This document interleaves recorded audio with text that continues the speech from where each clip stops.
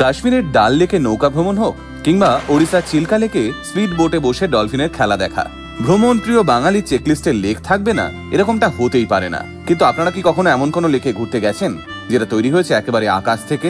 হ্যাঁ, ঠিকই শুনলেন, আমাদের ভারতেই এমন একটা লেক রয়েছে যেটা তৈরি হয়েছে সোজা আকাশ থেকে মাটিতে নেমে আসা একটা উল্কাপিণ্ডের আঘাতের কারণে। ভারতের এই লেকটার নাম লোনার ক্রেটার লেক। আর এই লেকের সবচেয়ে আশ্চর্যের বিষয়টা হলো এই লেকের জল, যার রং সময় বিশেষে বদলে যায় ভিন্ন ভিন্ন রঙে।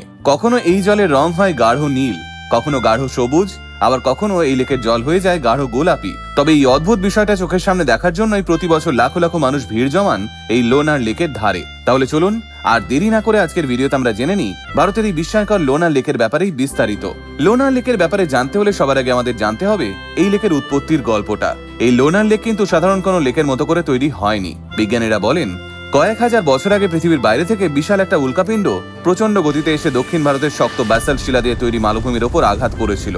উল্কাপিণ্ডের সেই আঘাত এতটাই শক্তিশালী ছিল যে ওই জায়গায় প্রায় 1.8 কিলোমিটার চওড়া এবং 150 মিটার গভীর একটা গোলাকার গর্ত তৈরি হয়ে গিয়েছিল। আর পরে সেখানেই জল জমে তৈরি হয়েছিল এই লোনার লেক। ভারত তথা সারা বিশ্বের একমাত্র ব্যাসাল্ট শিলার উপর তৈরি হওয়া এই লোনার লেকটি বর্তমানে অবস্থিত মহারাষ্ট্রের বুলধানা জেলায়। এই লেকটার বয়স নিয়ে বিস্তর বিতর্ক রয়েছে। কেউ বলেন এই লেক 52,000 বছরের পুরনো, আবার কারো মতে এই লেকের বয়স 5 লক্ষ বছর। তবে বয়স নিয়ে যতই বিতর্ক থাকুক না কেন, এই লেকের আসল রহস্যটা কিন্তু লুকিয়ে রয়েছে এই লেকের জলেই। এই লোনার লেকের জল কিন্তু ভারতের অন্যান্য লেকগুলোর মতো নয়। এই জলে লবণের মাত্রা অনেক বেশি, সাথেই এই লেকের জল বেশ ক্ষারকীয়।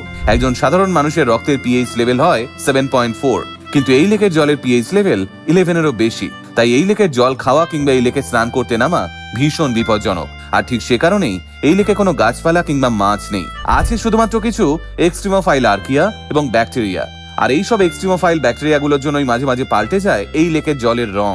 এই জল কখনো থাকে গাঢ় নীল, কখনো গাঢ় সবুজ, আবার কখনো হঠাৎ করে জলের রং হয়ে যায় উজ্জ্বল গোলাপি। আর জলের এই রং পাল্টানো দেখে মনে হয় আপনি হয়তো কোনো একটা সায়েন্স ফিকশন মুভির সেটে দাঁড়িয়ে আছেন। তবে লোনার কি শুধুই একটা লেক? না, সেরকমটা কিন্তু একেবারেই নয়। কারণ এই লোনার লেকটিকে ঘিরে রয়েছে 365 হেক্টর আয়তনের একটা বিশাল বড় অভয়ারণ্য, যার নাম লোনার ওয়াইল্ড লাইফ স্যাংচুয়ারি। এই ড্রাই ডেসিডুয়াস ফরেস্টে আপনারা দেখতে পাবেন হনুমান, হরিণ, বুনো শুয়োর আর বিশাল বিশাল সাইজের গোসাপ। এছাড়া এই ওয়াইল্ড লাইফ স্যাংচুয়ারিতে আপনারা দেখতে পাবেন প্রায় 160টি ভিন্ন প্রজাতির পাখি। শীতকালে সুদূর সাইবেরিয়া বা অন্যান্য দেশ থেকে পরিযায়ী পাখিরাও এই জঙ্গলে আসে। সেই সময় এই গোটা এলাকার রূপটা একেবারে পাল্টে যায়। এই লোনার লেক এবং লোনার অভয়ারণ্যের পাশাপাশি এই এলাকায় বেশ কিছু প্রাচীন মন্দিরও খুঁজে পেয়েছেন আর্কিওলজিস্টরা। স্কন্দ পুরাণ থেকে শুরু করে মুঘল যুগের আইনি আকবরী সব জায়গাতেই এই লেকের উল্লেখ রয়েছে। লেকের আশপাশে ছড়িয়ে থাকা প্রাচীন মন্দিরগুলো বুঝিয়ে দেয় এই এলাকাটা একটা সময় কতটা সমৃদ্ধশালী ছিল। এই লোনার ওয়াইল্ড লাইফ স্যাংচুয়ারির মধ্যে একটা বিষ্ণু মন্দিরও রয়েছে, যেটাকে স্থানীয় মানুষেরা দৈত্য সুদান মন্দির নামেও চেনেন। বলা হয় ভগবান বিষ্ণু নাকি এখানে লোনাসুর নামের এক দানবকে বধ করেছিলেন।